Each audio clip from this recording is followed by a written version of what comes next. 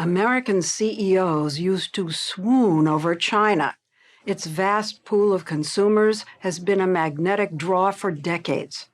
But doing business there has become so fraught and risky, with intellectual property theft and an expanded espionage law used to intimidate the business community, that U.S. companies have pressed the pause button. On top of that, the U.S.-China relationship has become contentious, due partly to Beijing's belligerent activity toward Taiwan and in the South China Sea, the balloon spy incident of last year, and the list goes on. Making matters worse, the Chinese economy has hit a wall. Export growth is slowing, the country's drowning in debt, and youth unemployment has soared. Getting into China to tell that story is all but impossible for most Western journalists. But when the U.S. Ambassador, Nicholas Burns, invited us to come for a visit and an interview, we were granted visas. We spoke with him at his residence in Beijing. More money is leaving China for the first time in 40 years than is coming in from American, Japanese, European, Korean investors. Now, why is that, and how much of a problem is that for them? That's a real problem for this economy. They have 1.4 billion people here. They've got to keep it growing, and foreign capital is important. You ask why. I think there's been a contradiction in the messaging from the government here in China to the rest of the world. On the one hand, they say, we're open for business. We want American, Japanese businesses here. But on the other hand, they've raided 6 or 7 American businesses since last March. Raided? Raided. They've gone into American companies and shut them down and made accusations we believe are very much unwarranted. The American companies include Bain & Company and the Mintz Group, a company that does due diligence for other companies that might want to invest here, was raided last year. 5 of its Chinese employees were taken into custody, and they're still there. Another firm, Cat Vision, was raided. Lest the message wasn't loud and clear, a report about it was put on state-run television. It accused Western consulting firms of espionage and stealing national security and military secrets.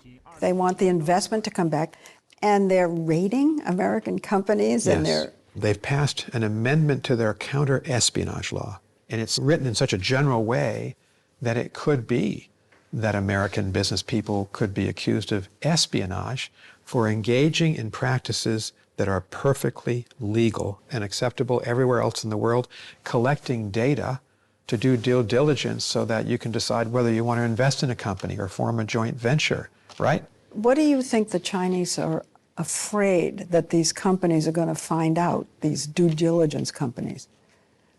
What are they worrying about? You know, I think they want to control data about the Chinese people, about Chinese companies.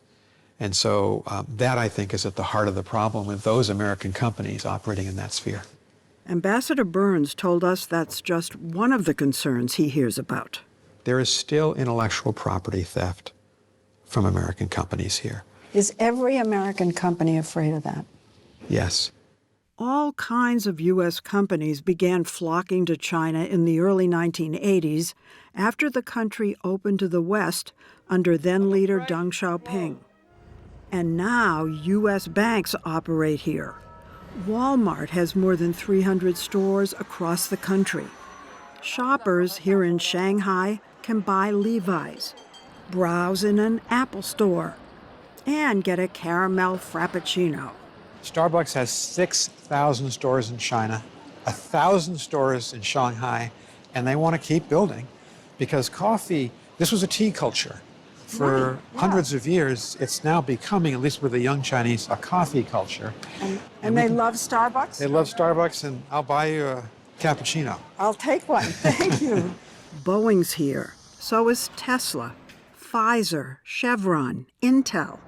But while some businesses are thriving, many of the foreign companies are worried about the business climate under President Xi Jinping. If you track China from the death of Mao to the opening of China to the world, We've seen a closing of sorts. We've seen a centralization of power of the party. We've seen increased repression of the people of China here. That's a very significant trend just over the last decade. With Xi.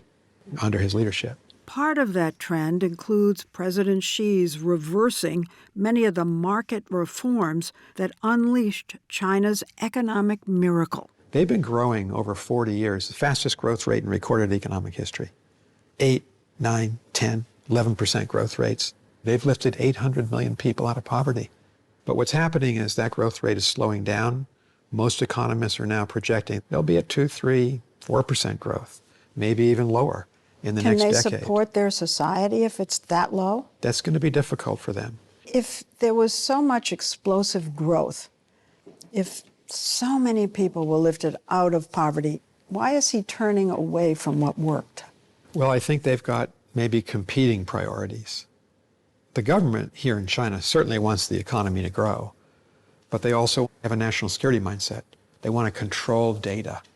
They but that's want to, more important, the control, right, than economic growth. It seems that way. I think it's open for debate. We are hearing both messages. It sounds as if you yourself don't know the direction it's going. What I perceive here is that the greater energy is with those on the national security side of the government of China.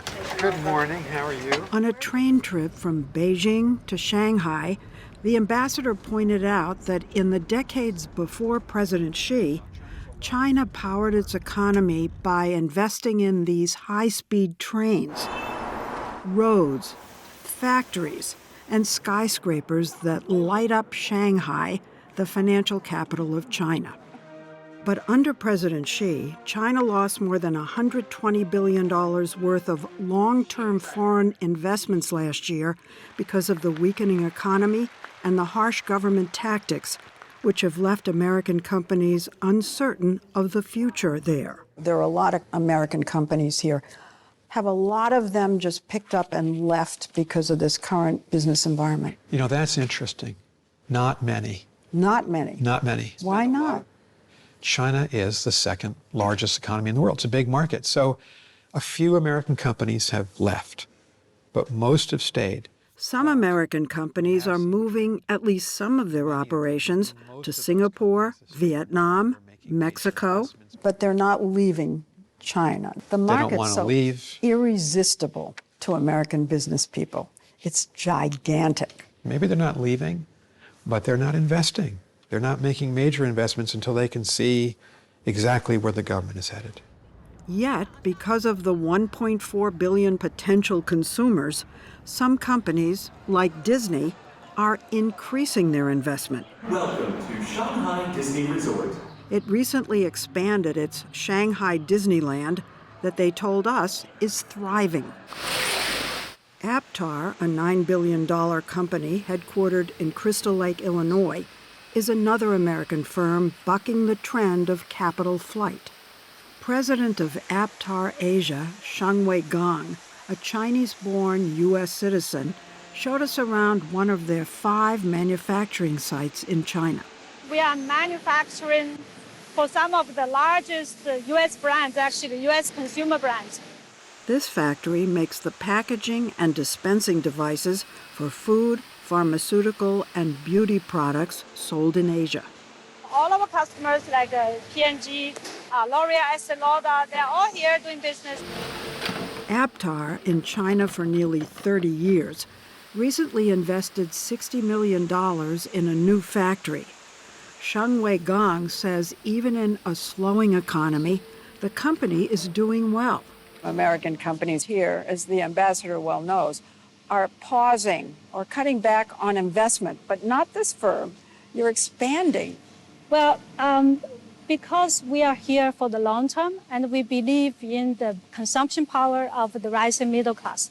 It's 1.4 billion people here. And imagine, for example, healthcare. And the same with cosmetics and beauty and beverage, all those sectors, packaged foods, these are really the biggest markets. And so we are very confident about the long term. What does it say about the confidence really, in the U.S.-China relationship. It seems to say you believe that things will what? I'm asking, get better? That's a great question for the ambassador. I believe so. I hope so. You know, we'll see.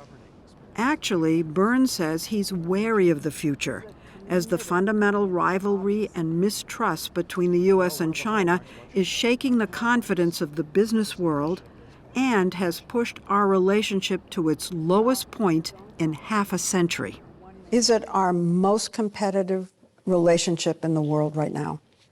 This is the most important, most competitive, and most dangerous relationship that the United States has in the world right now, and will, I think, for the next decade or so. I want to quote you back to you and tell us what you meant. You have said divorce is not an option. Right. Our two countries have to live together. And this, I think, is the greatest tension in the U.S.-China relationship. China's our most significant competitor. And at the same time, China is our third largest trade partner, 750,000 American jobs at stake. Agriculture. China's the largest market for U.S. agriculture. 1/5 of all of our export products from agriculture are sent to China. That was $40.9 billion last year. So we can't afford really to have a real break here. Well, it's complicated. All those jobs would... It's complicated. Some people are saying, well, we're so competitive with China, we should end the economic relationship. Well, the consequence of that would be 750,000 American families wouldn't be able to put dinner on the table. And so this makes for an extraordinarily difficult balancing act in my job. You're a Walinda brother. I've never thought of myself that way, but you're up on high wire, right? Yeah. Well, we have competing interests here, and balancing those interests is the reality in the U.S.-China relationship. We're going to compete. We have to compete responsibly and keep the peace between our countries, but we also have to engage. More about the balancing act and the biggest economic problem in China today when we come back.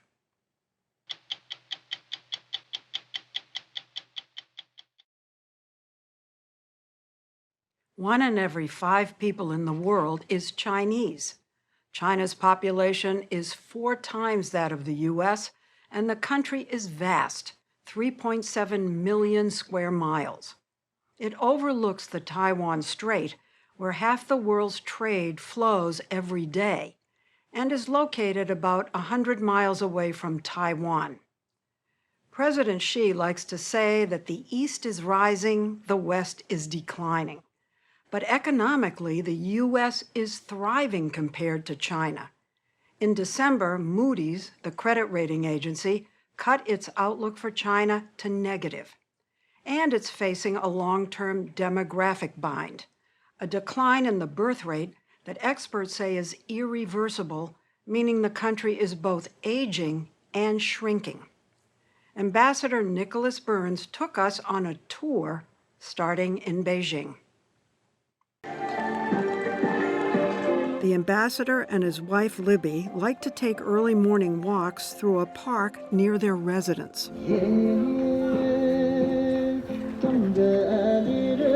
This is a 600-year-old Ming Dynasty park called Riton Park. It's a place for a lot of retirees and a lot of young people, and it's tremendously active. It's where the locals come for their early morning routines, like Tai Chi, yo-yoing, and ping pong. Oops.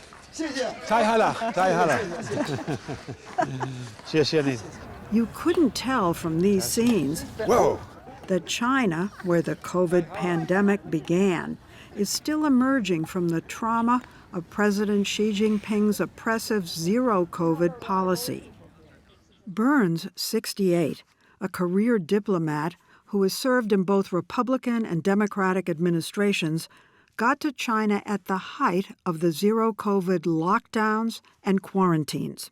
When my wife Libby and I arrived here in early March of 2022, we were quarantined in this house for 21 days, for 3 weeks. Shanghai, a city of 26 million people, was completely locked down for 63 days. What was that like in the city? We had women who needed to give birth, and we had to find a way to get them to the hospital. We had Americans who wanted to get out, but had to find a way out of their locked compounds to the airport. So zero COVID worked for a while. In 20 and 21, they had very low or relatively lower infection rates, but by 2022, it had really divided this society. It set off rare, widespread protests.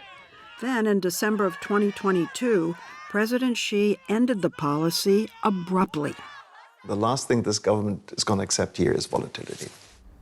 Volatility is something Jörg Wuttke, a German businessman who's lived and worked in China for over 30 years, hadn't seen since the Tiananmen Square uprising in 1989. He represents BASF, the world's largest chemical producer.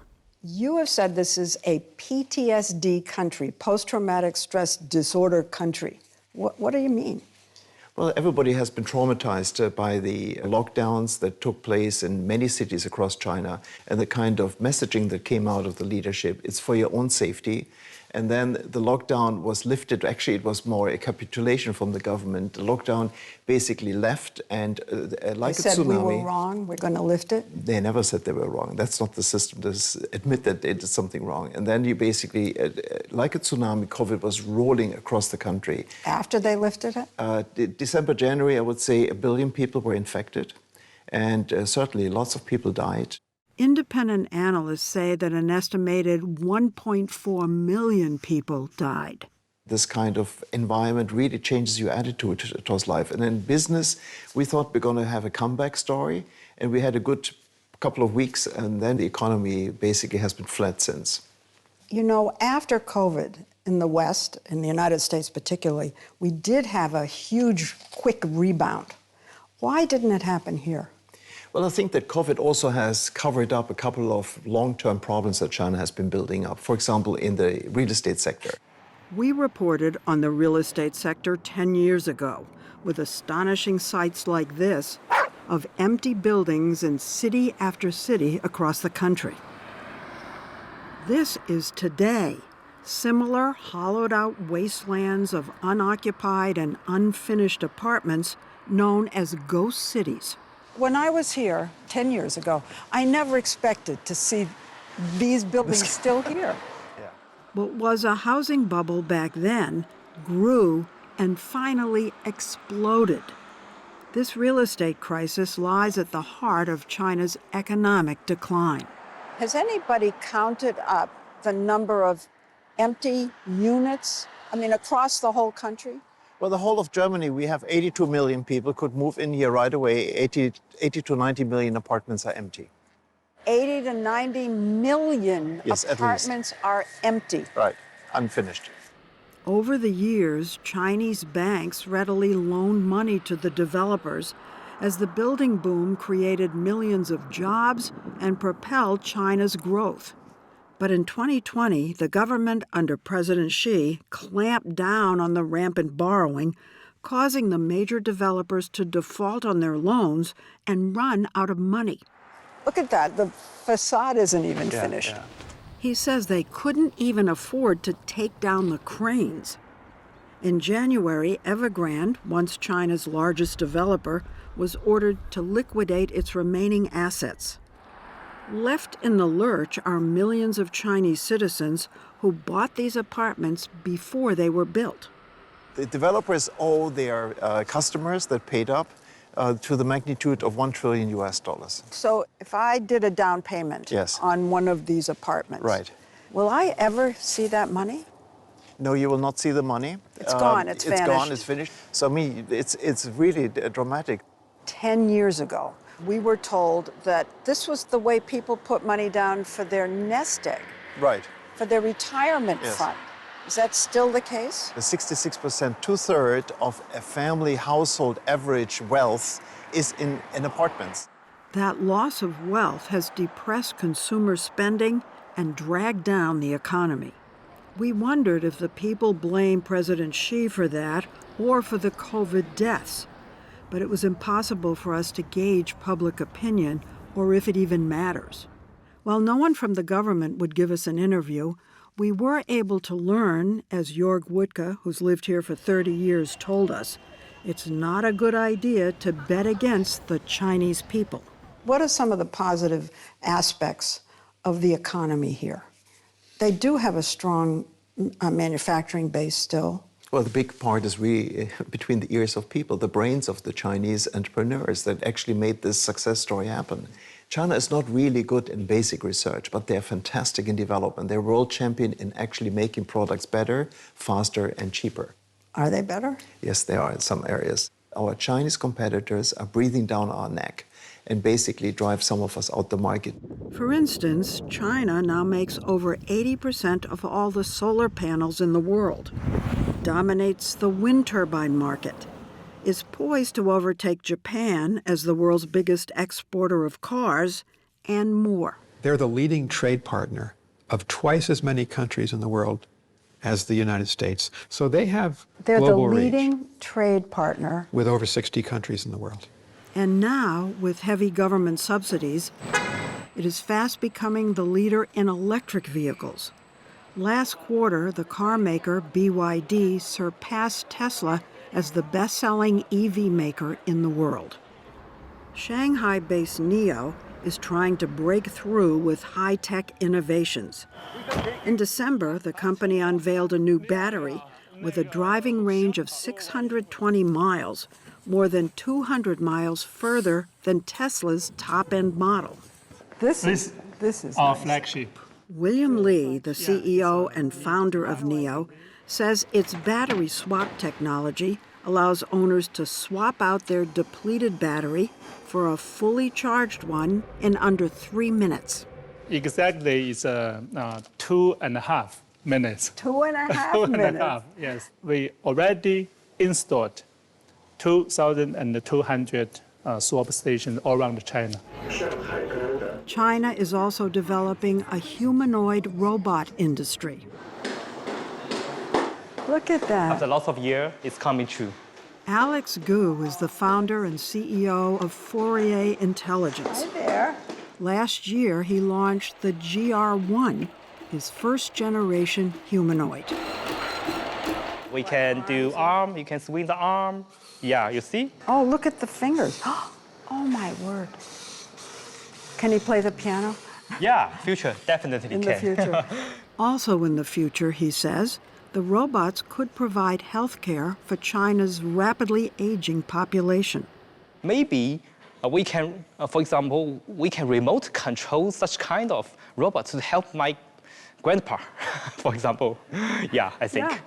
President Xi, who visited this company last year, has called for the mass production of humanoids by 2025. In his annual New Year's speech, he talked about the country's economic woes and for the first time acknowledged the high unemployment rate. Still, he has laid out a long-term goal of doubling China's economy by 2035 and surpassing the West in technology. Our companies and tech experts are competing on AI and biotech and quantum mathematics. All those technological advances will lead to a new generation of military technology. Our two militaries are vying for military supremacy. Who's going to be the most powerful in the most important strategic part of the world, which is the Indo-Pacific? Presidents Biden and Xi met in San Francisco in November in hopes of reestablishing military communications between our two countries, which China had cut off. I think we're back to a more settled and stable relationship between the two countries, but it's been a roller coaster. The low point, he says, was the spy balloon incident last year. But there's also been the buildup of military bases in the South China Sea, the increase of air sorties near Taiwan, and the buzzing of U.S. military planes. Do you see a lowering of the temperature in the South China Sea? No, and that's a problem.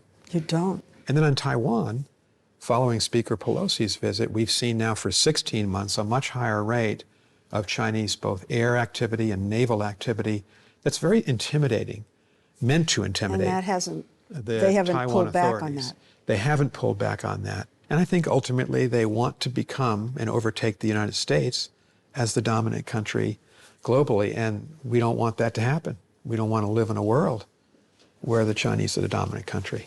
When the Cold War ended, we all thought our system had won. Yeah. You know, their system failed, our system rose up. Now he's come back and said, no, the communist system's the right way. I guess we didn't bury that after all. You know, it's interesting to compare the old Cold War with this time. What distinguishes this time versus the old Cold War, Soviet Union had a strong military and nuclear weapons. It had a very weak economy, which in no way competed with ours. China's economy is very strong. We're dealing with an adversary, a competitor in China, stronger than the Soviet Union was in the 1940s, 50s, 60s, 70s, and 80s. So if that was a Cold War, what are you calling this?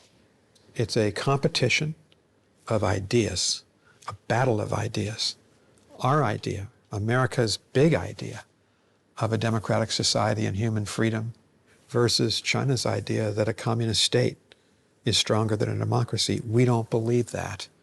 So there's a battle here as to whose ideas should lead the world, and we believe those are American ideas.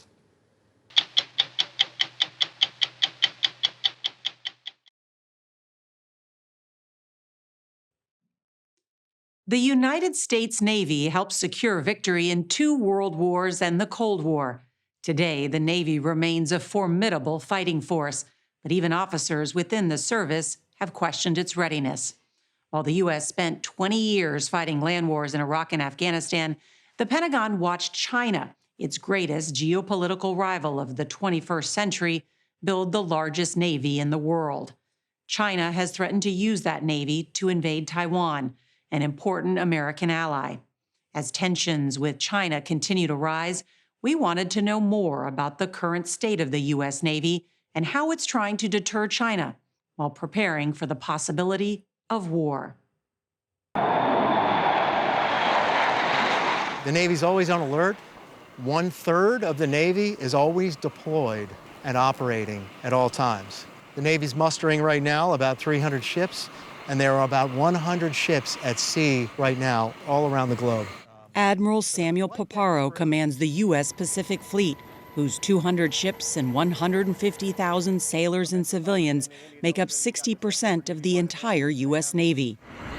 We met him last month on the aircraft carrier USS Nimitz, deployed near the U.S. territory of Guam, southeast of Taiwan, and the People's Republic of China, or PRC. You've been operating as a naval officer for 40 years. How has operating in the Western Pacific changed?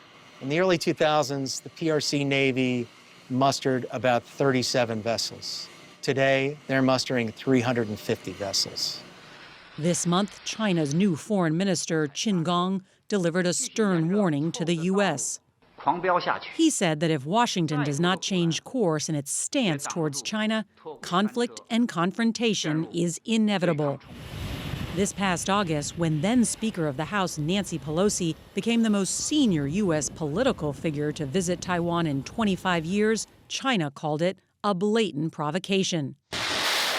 The People's Liberation Army fired ballistic missiles into the sea around Taiwan and encircled the island with aircraft and warships. So are Chinese warships now operating closer to Taiwan after Nancy Pelosi's visit? Yes. The best guess anyone has about China's ultimate intentions for Taiwan comes from the CIA. According to its intelligence assessment, China's President Xi Jinping has ordered the People's Liberation Army to be prepared to take back the island by force by 2027. And if China invades Taiwan, what will the U.S. Navy do? It's a decision of the President of the United States and a decision of the Congress. It's our duty to be ready for that. But the bulk of the United States Navy will be deployed rapidly to the Western Pacific to come to the aid of Taiwan if the order comes to aid Taiwan in thwarting that invasion. Is the U.S. Navy ready? We're ready, yes. I'll never admit to being ready enough. President Biden has declared 4 times, including on 60 Minutes, that the U.S. military would defend Taiwan, which is a democracy and the world's leading producer of advanced microchips. 604, Nimitz Thompson. To reach the USS Nimitz, we first traveled to America's westernmost territory, the island of Guam, in the middle of the Pacific. Guam was taken by Imperial Japan 2 days after the attack on Pearl Harbor in 1941. U.S. Marines recaptured it 2.5 years later, and the island, about the size of Chicago, became an indispensable strategic foothold in the Western Pacific, as it remains today. From Guam, we boarded a Navy C-2 Greyhound. The Cold War-era transport plane takes people and supplies back and forth from land to the carrier. It was a short flight to the ship, and an even shorter landing. Incredible. First cod landing? Yes. Oh, very nice.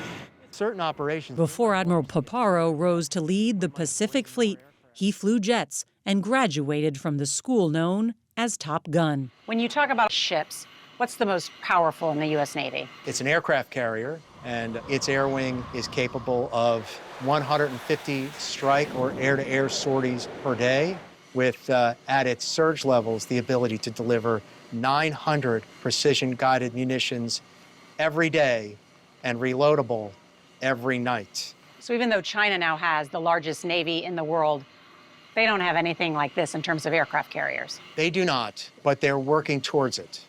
And they have 2 operational aircraft carriers right now. That's China's 2 diesel-fueled carriers to the U.S.'s 11 nuclear-powered ones that can carry a total of about 1,000 attack aircraft, more than the navies of every other nation on Earth combined. I'll tell you this, we are here to stay, right, in the South China Sea and in this part of the world. And I think that's the message that we really want to convey to not only China, but the entire world. We will sail wherever international law allows. Lieutenant Commander David Ash flies an FA-18. Do you get briefed on China's growing military threat and the progress that their Navy is making? Absolutely. Yeah, absolutely we do. And they are making great progress in a lot of key areas. The Chinese? The Chinese are, from a military standpoint. This video from Weapons Systems Officer Lieutenant Commander Matthew Carlton shows his FA-18 strafing ground targets with a machine gun on a U.S. weapons range near Guam.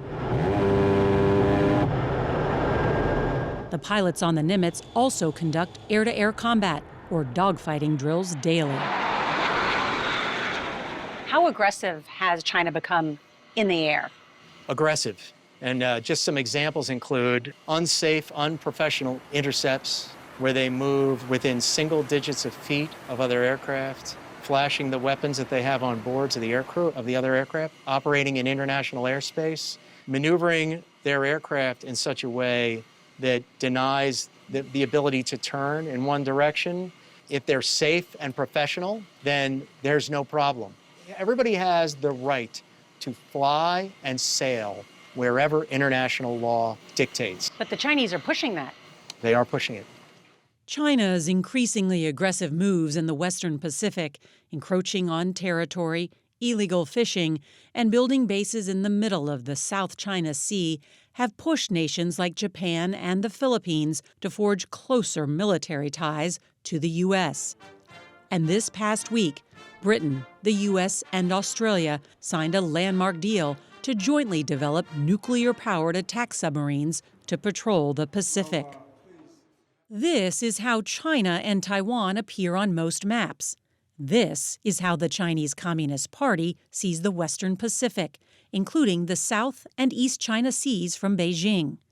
Taiwan is the fulcrum in what China's leaders call the First Island Chain, a constellation of U.S. allies that stretches across its entire coast. Control of Taiwan is the strategic key to unlocking direct access to the Pacific and the sea lanes where about 50% of the world's commerce gets transported. China has accused the United States of trying to contain them. What do you say to China? I would say, do you need to be contained? Are you expanding? Are you an expansionist power? To a very great extent, the United States was the champion for China's rise. And in no way are we seeking to contain China. But we are seeking for them to play by the rules. China's Navy, a branch of the People's Liberation Army, is now the world's largest. China is also using its 9,000-mile coastline to rewrite the rules of fighting at sea, as these images from Chinese state media show. Its military has invested heavily in long-range, precision-guided weapons, like the DF-21 and DF-26, that can be used to target ships. China's People's Liberation Army Rocket Force calls them carrier killers and has practiced shooting them at mock-ups of American ships in the desert that look a lot like the Nimitz. Since the United States has been operating in the Western Pacific, China's backyard, they've been developing missiles to attack our assets, haven't they? Specific missiles. Absolutely, yes. First, I'll say the United States is also a Western Pacific nation. So Guam. it's not China's backyard. It is a free and open Indo-Pacific that encompasses numerous partners and treaty allies. And yes, we have seen them greatly enhance their power projection capability. How much do you worry about the PLA rocket force? I worry, I'd be a fool to not worry about it. Of course I worry about the PLA rocket force. Of course I work every single day to develop the tactics and the techniques and the procedures to counter it and to continue to develop the systems that can also defend against them. About how far are we from mainland China? 1,500 nautical miles. They can hit us. Yes, they can. If they've got the targeting in place, they could hit this aircraft carrier. If I don't want to be hit, there's something I can do about it. U.S. Navy planners aren't just plotting how to evade China's rocket force, but also how they could effectively fight back. From the vicinity of Guam, none of the aircraft on this ship has the range to approach Taiwan without refueling in the air. Ships like the U.S. destroyer Wayne E. Meyer, part of the Nimitz strike group, would need to sail much closer towards China to fire their missiles at any force invading Taiwan. One naval scholar we spoke to likened it to a boxing match in which a fighter, in this case China, has much longer arms than their potential opponent, the U.S. I'll give you a lot of examples where a shorter fighter was able to prevail over a long-armed fighter by being on their toes, by maneuvering. And we can also stick and move while we're developing those longer-range weapons. There is another area of modern naval warfare where the U.S. had a head start and retains a deep advantage over China.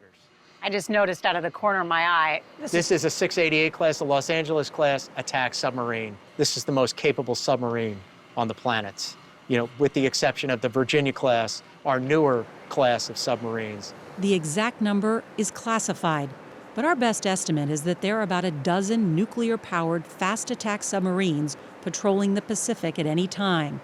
They are difficult to detect and track, something China is trying to solve. How much more advanced is U.S. submarine technology than Chinese capability? A generation. Generation. And by generation, think 10 or 20 years. But broadly, I don't really talk in depth about submarine capabilities. It's the silent service. Since Nancy Pelosi's visit to Taiwan, China's military leaders have themselves been mostly silent and ignored efforts by the U.S. military to keep the lines of communication open, even when a Chinese spy balloon breached American airspace and was shot down by the U.S. If the U.S. and Chinese militaries can't communicate over a Chinese spy balloon, then what's going to happen when there's a real crisis in the South China Sea or with Taiwan? We'll hope that they'll answer the phone. Else, we'll do our very best assessment based on the things that they say in open source and based on their behavior to divine their intentions, and we'll act accordingly. Doesn't that make the situation even more dangerous if U.S. and Chinese militaries are not talking? Yes. Several sources within the Pentagon tell 60 Minutes that if China invaded Taiwan, it could very well kick off in outer space, with both sides targeting the other's satellites that enable precision-guided weaponry. Cyber attacks on American cities and the sabotage of ports on the west coast of the U.S. mainland could follow. One recent non-classified war game had the U.S. prevailing but losing 20 ships, including 2 carriers. Does that sound about right? That is a plausible outcome. I can imagine a more pessimistic outcome, and I can imagine a more optimistic outcome. We should be clear-eyed about the costs that we're potentially incurring. There are about 5,000 Americans on board the Nimitz. The ship is nearly half a century old. Given the Navy's current needs in the Pacific, and because there's fuel left in its nuclear reactors, the carrier's life at sea is going to be extended.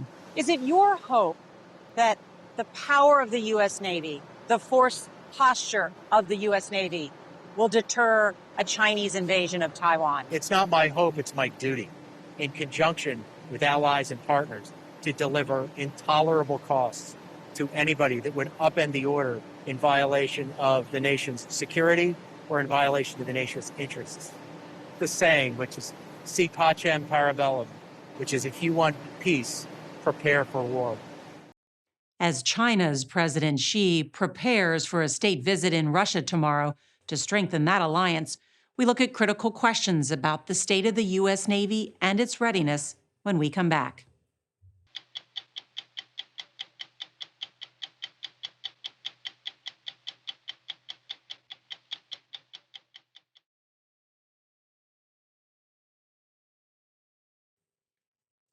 "60 Minutes" has spent months talking to current and former naval officers, military strategists, and politicians about the state of the U.S. Navy. One common thread in our reporting is unease, both about the size of the U.S. fleet and its readiness to fight. The Navy's ships are being retired faster than they're getting replaced, while the Navy of the People's Republic of China, or PRC, grows larger and more lethal by the year. We asked the commander of the U.S. Pacific Fleet, Admiral Samuel Paparo, about this on our visit to the USS Nimitz, the oldest aircraft carrier in the Navy.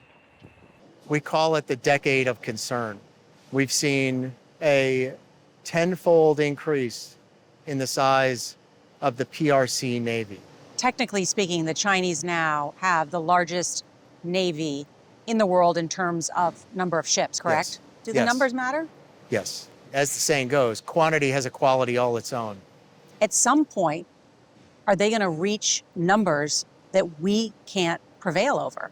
I'm not comfortable with the trajectory.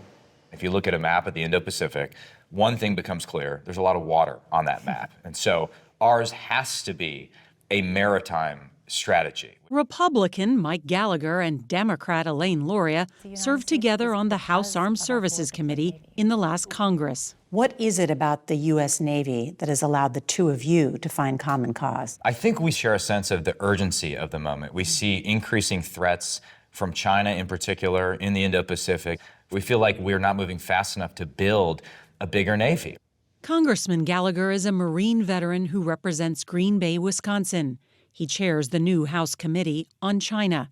He's concerned that under the Navy's current plan, the fleet will shrink to 280 ships by 2027, the same year the CIA says China has set for having the capability to take Taiwan by force. So we will be weakest when our enemy is potentially strongest.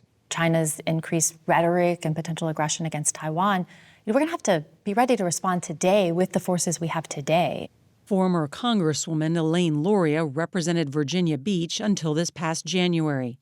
An Annapolis graduate, Luria had a 20-year naval career before being elected to Congress. What would you say the state of the U.S. Navy is today? I think that the Navy has not received the attention and resources that it needs over 2 decades. I mean, I served on 6 different ships. Every single one of those ships was either built during or a product of the fleet that was built in the Cold War. Both Mike Gallagher and Elaine Luria have lobbied for government money for the shipyards in or near their districts. But they say this is less about jobs and more about national security. If we don't get this right, all of these other things we're doing in Congress, ultimately that might not matter. If you think about what a coherent grand strategy vis-a-vis China would be, hard power would be the most important part of that, and the Navy would be the most important component of your hard power investments. Over the last 2 decades, the Navy spent $55 billion on 2 investments that did not pan out. The first was a class of destroyers known as the Zumwalt. The futuristic fighting ships were supposed to revolutionize naval warfare. 32 were ordered, but only 3 were ever launched. The cost of each ship, by one estimate, was upwards of $8 billion, making them the 3 most expensive destroyers ever put to sea. Another example is the Littoral Combat Ship, or LCS, designed to be a fast, all-purpose warship for shallow waters. $30 billion later, the program ran aground after structural defects and engine trouble. Within the Navy, the LCS earned the unfortunate nickname Little Crappy Ship. The Navy's last few decades have been described as a lost generation of shipbuilding. Is that overly dramatic? I don't think so. We're still struggling to build ships on time, on budget, and that's something we absolutely need to fix going forward. This past week, we spoke with Admiral Mike Gilday at the Pentagon. He is the Chief of Naval Operations and is responsible for building, maintaining, and equipping the entire U.S. Navy. Is the Navy in crisis? No, the Navy's not in crisis. The Navy is out on point every single day. Is it being outpaced by China? No. Our Navy's still in a position to prevail. But that's not blind confidence. We are concerned with the trajectory that China's on, with China's behavior. But we are in a good position right now if we did ever get into a fight against them. How would you describe what China has been able to do militarily over the last 20 years? The most alarming thing is the growth of not only their conventional forces, but also their strategic nuclear forces, their cyber capability, their space capability, and how they are using that to force other nations' navies out of certain areas in the South China Sea. Instead of recognizing international law, they want to control where those goods flow and how. What lessons did the U.S. Navy learn from some of the shipbuilding mistakes of the last 20 years? I think one of the things that we learned was that we need to have the design well in place before we begin bending metal. And so we are going back to the past, to what we did in the 80s and the 90s. The Navy has the lead. There is a tendency among the great powers to look at each other's naval buildups with deep suspicion. Toshi Yoshihara of the Center for Strategic and Budgetary Assessments may know more than any scholar in the West about China's Navy. China will have about 440 ships by 2030, and that's according to the Pentagon. Why is China able to build more warships more quickly than the U.S.? China has clearly invested in this defense industrial infrastructure to produce these ships, which allows them to produce multiple ships simultaneously, essentially outbuilding many of the Western navies combined. China's Navy piggybacks on a booming commercial shipbuilding industry kept afloat by generous state subsidies, inexpensive materials, and cheap labor. In the United States, it's a different story. After the Cold War ended, the shipbuilding industry consolidated, and many of the yards where ships were both built and maintained closed down. What do you see when you see China's shipbuilding program? It's very robust. Do we have enough shipyards? No. I wish that we had more commercial shipyards. Over my career, we've gone from more than 30 shipyards down to about 7 that we rely upon on a day-to-day basis to build ships. One of those yards is run by Huntington Ingalls Industries, which built the state-of-the-art new Ford-class aircraft carrier. After controlled explosions in 2021 to prove it could withstand combat, the Ford got closer to deployment, 6 years late and billions of dollars over budget. The Navy's not just struggling to build new ships on time. According to the Government Accountability Office, or GAO, there's a multi-year backlog repairing the ships in the fleet. Our maintenance backlog is one of the primary things that I'm working on to correct. So just 3 years ago, we had 7,700 delay days. That is extra days in a shipyard by ships when they weren't operational. We have cut that down to 3,000. We are not satisfied. Maintenance delays mean sailors can't come home because the ship that's supposed to replace them is not ready. It means longer deployments. It means away from your family more. That's a big strain on the workforce. The more ships that we can have available to send at sea alleviates many of those problems that you pointed out. Sailors join the Navy to see the world, and so it's my job to make sure that those maintenance delays go to zero and we can get those ships to sea as quickly as possible. In the last year alone, at least 10 sailors assigned to ships undergoing maintenance or working at maintenance facilities have died by suicide. It is a problem that we're taking very, very seriously. And down to every leader in our Navy, everybody has a responsibility to look out for each other, to take care of each other. There is no wrong door to knock on when you need help. Admiral Gilday says the U.S. Navy's main advantage over China is America's sailors. His goal is to modernize the U.S. fleet and have those sailors serving alongside hundreds of unmanned vessels by 2045. I think unmanned is the future. And so I think that some 40% of our fleet in the future, I believe, is going to be unmanned. Are these like underwater drones? Some of them are highly capable of delivering mines and perhaps other types of weapons. Admiral Gilday is talking about the Orca, an extra-large, unmanned undersea vehicle. Can you say what it will do, or is that classified? Well, at a minimum, it'll have a clandestine mine laying capability. So it'll be done in a way that is very secretive, but very effective. But the GAO reports that it's already $250 million over budget and 3 years behind schedule. That particular platform is behind schedule. It's the first of a kind. When it delivers, I see a very high return on investment from that particular platform. Because? Because it will be among the most lethal and stealthy platforms in the arsenal of the U.S. military. The Navy's total budget request for fiscal year 2024 is over $250 billion. An $11 billion increase from last year. The focus is on China. The U.S. defense posture is viewed as aggressive by the Chinese. The foreign minister just said, look, stop the containment. This may lead to conflict.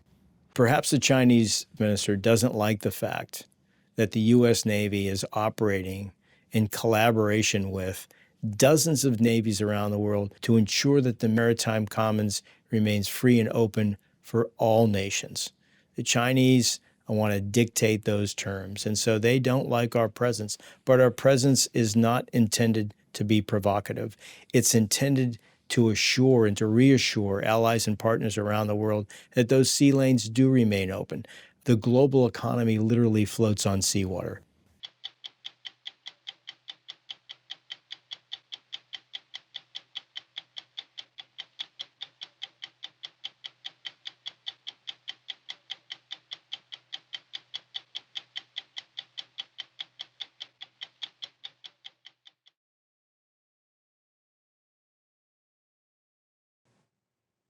Ever since Mao Zedong won China's civil war in 1949 and the losing anti-communist side fled to a small nearby island, Beijing has insisted that that island, Taiwan, is an integral part of the mainland.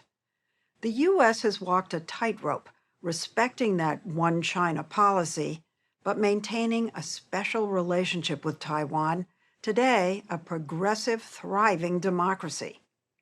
In September, President Biden vowed on this broadcast that the U.S. will protect Taiwan.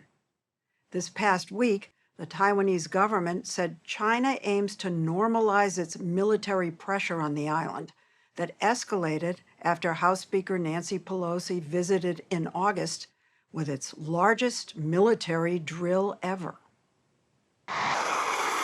In a display of frightening military might, China subjected Taiwan to 3 days of continuous sorties, with over 100 warplanes, a barrage of ballistic missiles, and warships that encircle the island, delivering a loud and clear message that China could choke Taiwan anytime it wanted to. You think they're going to invade? It is not a matter of if they will invade. It is a matter of when they will invade. Admiral Li Shiming, who used to head Taiwan's armed forces, has been ringing alarm bells for years because as China's military has been growing, Taiwan's is shrinking. The number of soldiers in uniform has been cut in half over the years. The length of mandatory service has been reduced to just 4 months. And Admiral Li complains that the government has been buying the wrong weapons for years. Tanks and jets from the United States instead of smaller portable missiles. What I gather you think the military needs are these Stingers and Javelins and drones, exactly what they need in Ukraine. Yeah, it's the truth. And you're not getting them now because they're giving them to Ukraine. We already ordered, in my view, not enough. But however, we began to order that, but we have not yet received any. Because other countries also have a kind of a similar requirements. We are not on the top list, but we need now. Yeah. We need now. Did the Taiwanese military waste all those years buying those big weapons? I believe so, but still, we don't have time to waste anymore. Taiwan doesn't get U.S. military aid. It buys the weapons, but the manufacturers can't keep up with the demand. The Taiwanese have already purchased about $14 billion worth of weapons that they have yet to receive. We were surprised that few here seem to share the Admiral's sense of urgency. Here in Taiwan, you'd never know that the Dragon to the North recently sent warships to surround the island. People told us over and over, no big deal. China's been doing versions of that for 70 years. While much of the world thought an invasion was imminent, polls show that a majority of Taiwanese think that's unlikely anytime soon, if ever. And that's reflected in what we saw in the capital, Taipei, where life goes on uninterrupted. Morning traffic flows normally. Shoppers do what they always do during the day and at night. We saw old people painting outdoors and teenagers practicing hip-hop routines, despite the threat from the north. This kind of threat is our daily life. Wang Dingyu, a parliamentarian from southern Taiwan, says a kind of war has already started. China, they try to annex Taiwan for past 50 years. They try all different kind of way. Maybe I can give you very concrete figures. There are 20 million cyber attacks per day. Per day? Yes, every day. Wang, who sits on Parliament's Foreign Affairs and National Defense Committee, took us to a high-security lab where engineers track those attacks. This is Taiwan. Yeah. Okay.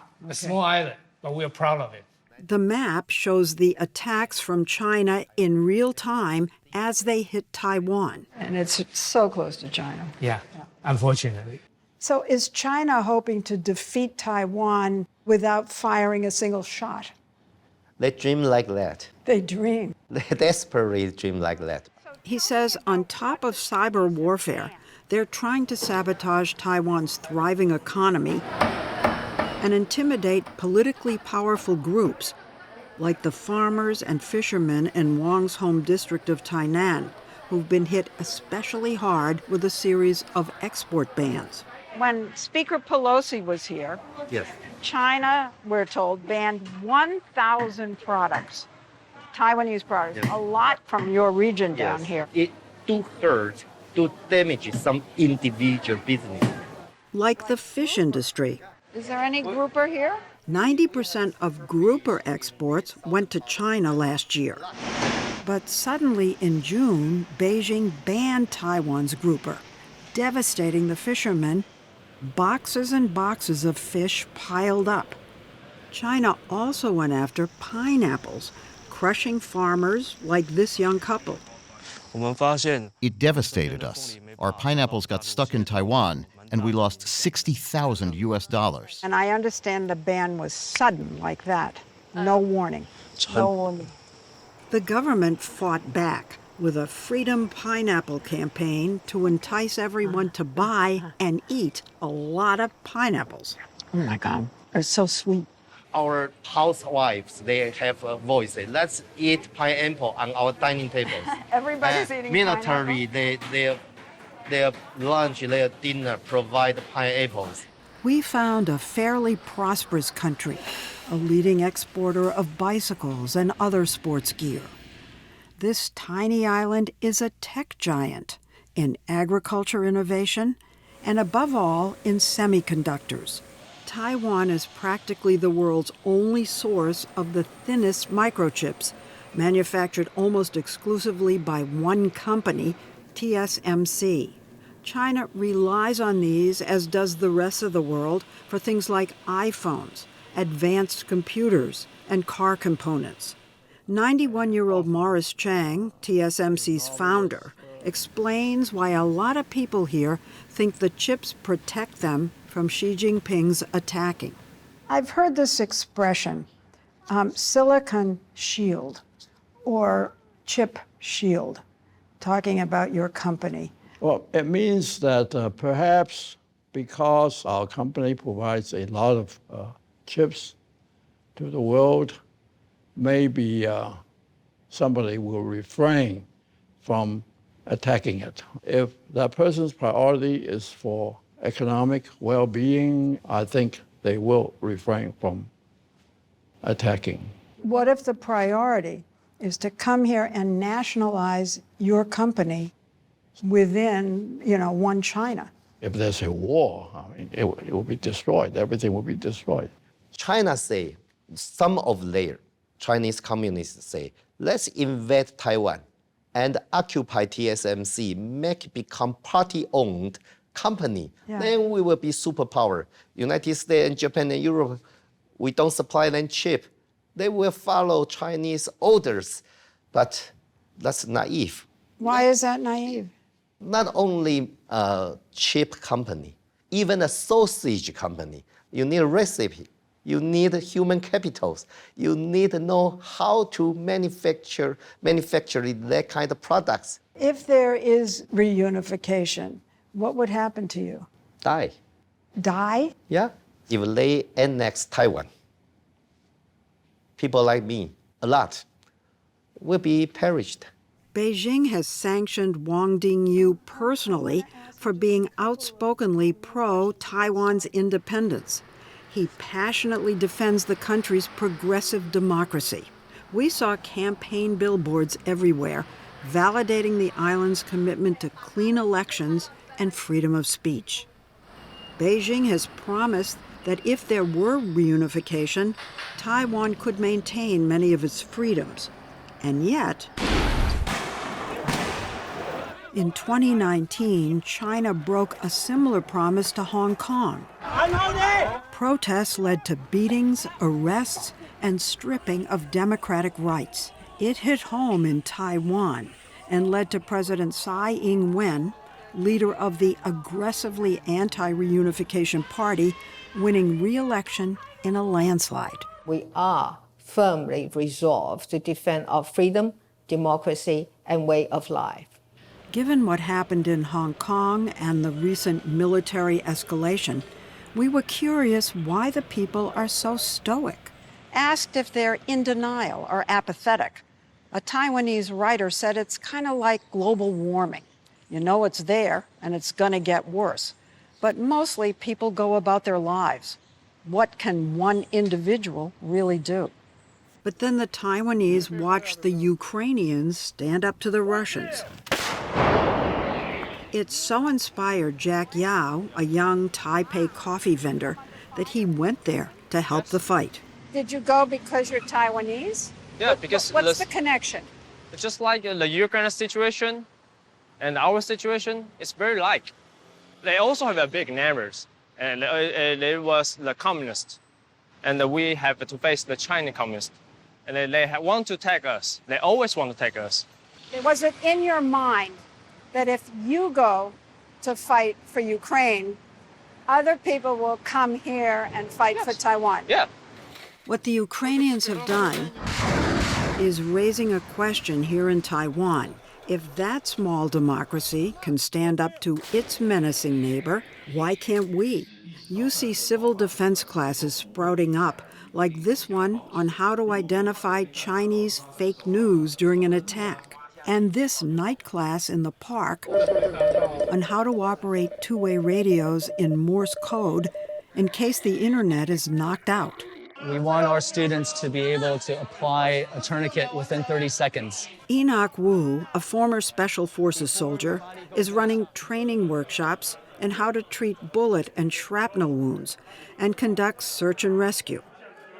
And Admiral Lee wants to take it a step further, calling on the government to arm Taiwan citizens and create a volunteer force like Ukraine's. If Ukraine can do that, why not Taiwan? I'm trying to convince our people that is important because this is a symbol of the deterrence, determination. So you're proposing what I guess I would call the Ukraine model. Similar. Ukraine people really inspire our people. But do our people change fast enough? I don't think so. Do you think that Taiwanese have that same kind of determination? I strongly believe this because we cherish how we live. We love peace. We don't like war, but we won't cede our democracy, our life for peace. That's surrender. Is there a chance you'll surrender? No, not a chance, never.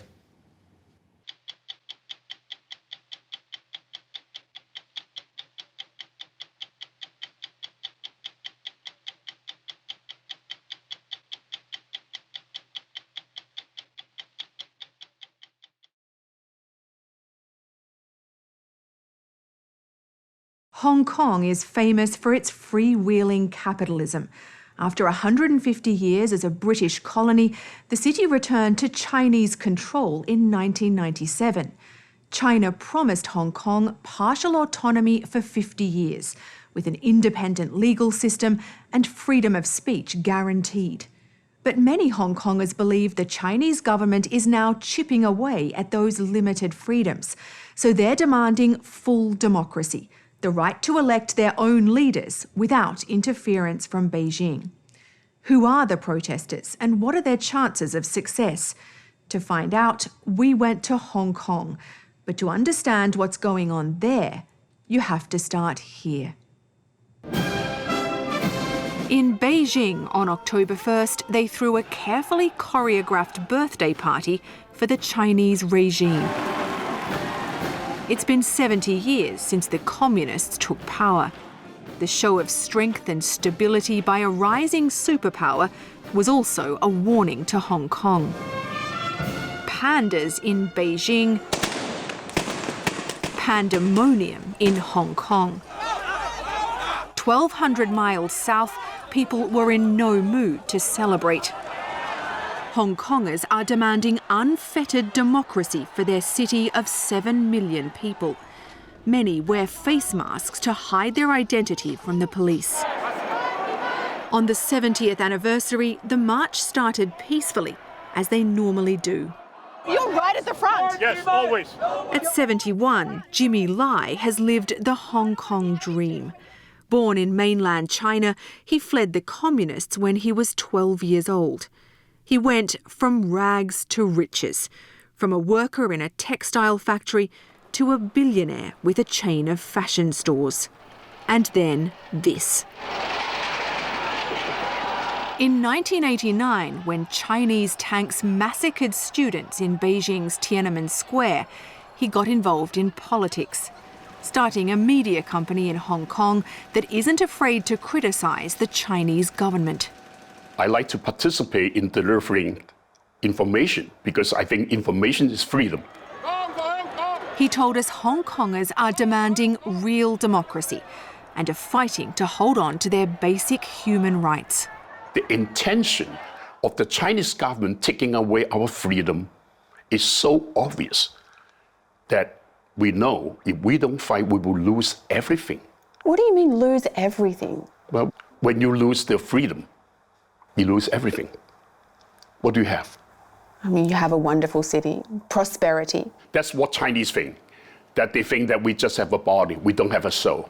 You guys just make money, have a good life, don't think about politics, don't think about freedom, don't think about human rights, don't think about rule of law. Just eat, enjoy life. Why is that not enough? Because we are human beings, we have soul, we are not a dog. And not willing to accept increasing interference from Beijing. At the anniversary celebration, China's President Xi Jinping predicted a brighter future for Hong Kong. But many in this city don't trust him. This gentleman marched proudly with an American flag. This man is a refugee from mainland China. He says he swam here in 1962 and he hates the Chinese Communist Party. Many of the protesters carry umbrellas. That started 5 years ago in previous demonstrations when they used umbrellas to protect themselves against pepper spray. Now the protesters even have their own anthem. They've released this orchestral version.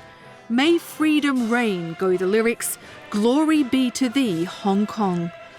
We share the same value as you Americans. What we are fighting for is the first battle of the new Cold War. The Cold War between the US and China. And China. And you're saying your values here in Hong Kong line up with the West? Yes, because of our British past. They did not give us democracy, but they gave us the rule of law, the free market, the private property right, free press. And they have none of those in mainland China? No, they have none of those. For Jimmy Lai, those values don't come cheap. The Chinese government has pressured companies not to advertise in his paper, he told us, costing him millions of dollars a year. That's why few business people here dare to criticise China's rulers. I take the responsibility to fight because this gives me a meaning to my life. This young woman, barely in her 20s, calls herself Paris. She dresses this way when she protests to protect her identity. The people of Hong Kong have been subject to citywide terrorism. For 4 months, she's been on the front lines. The risk I'm taking is pretty much 10 years in jail on rioting charges, maybe even more. Why are you willing to risk your future for these protests? If Hong Kong doesn't have a future, then what is my future here? I can't see Hong Kong having a future, if the movement fails.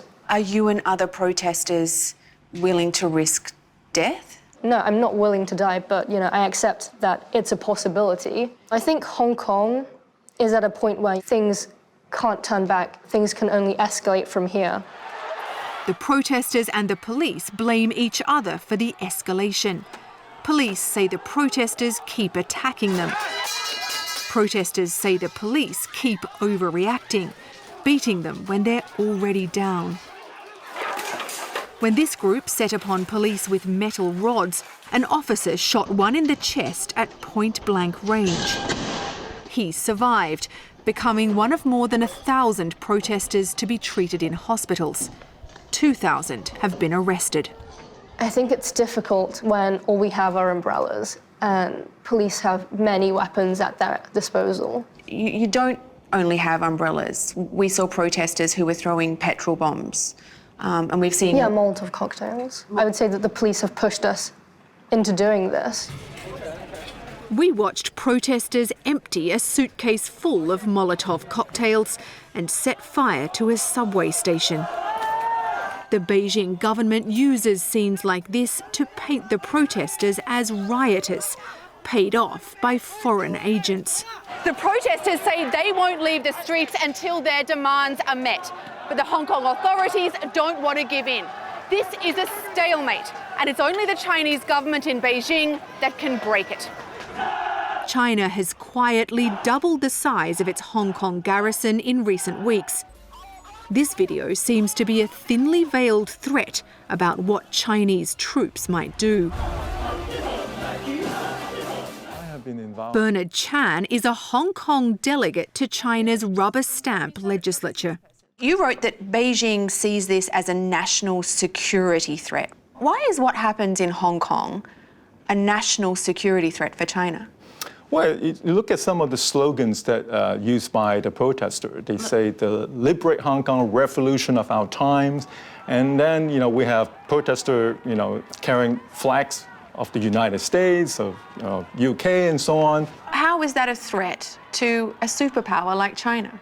I don't think, it'll be helpful when in any country when you see, sign of another country involving in your local politics. For 30 years, the West has condemned China for the way that it handled the Tiananmen massacre in 1989. How do you think the world will view Beijing's response to these protests in 30 years' time? And I certainly believe that they do not want to see another repeat of what happened back in 1989. So I think that's why they still very much want Hong Kong police to handle our own problem. The spark for these protests was a proposed law that could have seen people arrested in Hong Kong sent to mainland China, where Hong Kongers don't think they'd get a fair trial. Last month, the Hong Kong government finally withdrew the bill. By then, though, the protesters' demands had expanded to include full democracy. This protest is all about politics, it's about values, it's about civic freedom. Professor Samson Yun is studying the protesters. His researchers have interviewed more than 13,000 of them. He told us most of them are young, middle class and highly educated. With no official leaders, they organise through online forums. People come up with tactical ideas on how to escalate a protest, how to be innovative, and people actually put this into action. Can you give me an example of that? People come up with the idea of protesting at the airport. That idea got a lot of support, so it turned into real action. Jimmy Lai, the dissident media mogul, says his relatives in mainland China have been threatened with arrest unless he tempers his criticism. He refuses. I decided a long time ago, I'm not going to be intimidated by fear. I said, look, to hell with it. I'm not going to think about the consequences, what I do. I just do what's right. Lai says his home is under constant surveillance, an apparent attempt to frighten away visitors. Hi, I'm Holly Williams from 60 Minutes. Hi. May I ask who you are and who you represent? No comment. No comment. Hello, ma'am. I'm Holly Williams from 60 Minutes. Are you here every day, ma'am, watching Mr. Lai? No, I don't think she wants to talk to us either. Later, at the protest, there she was again. Excuse me, ma'am, are you still here following Mr. Lai? Still taking pictures of people around Jimmy Lai, still not talking to us. This week, China pressured people outside of Hong Kong. Apple took down an app that could help protesters evade police. Google dropped a game about the Hong Kong protests, and an NBA team executive apologised after tweeting support for the demonstrators. But on the street, the government's intimidation tactics have backfired, according to Professor Samson Yun. More people are joining the fight because of repeated police brutalities.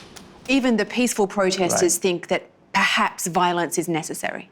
Yes, I think definitely. It's not indiscriminate violence. It's more targeted at the police authorities or the government authorities. I think right now the government is still trying to repress the protests and not willing to negotiate with the protesters. The young protesters are idealistic and perhaps naive. But Jimmy Lai says they're Hong Kong's last chance for freedom. When I saw the kids went into front and confront the police, I was very touched. I admire them. Why does it touch you? Because they risk their life to protect this place we call home. Lai told us his generation has failed them. In the 30 years, we haven't done anything, the older generation, to secure the freedom the way of life for our kids. And that's why now they have to stand up to fight for themselves.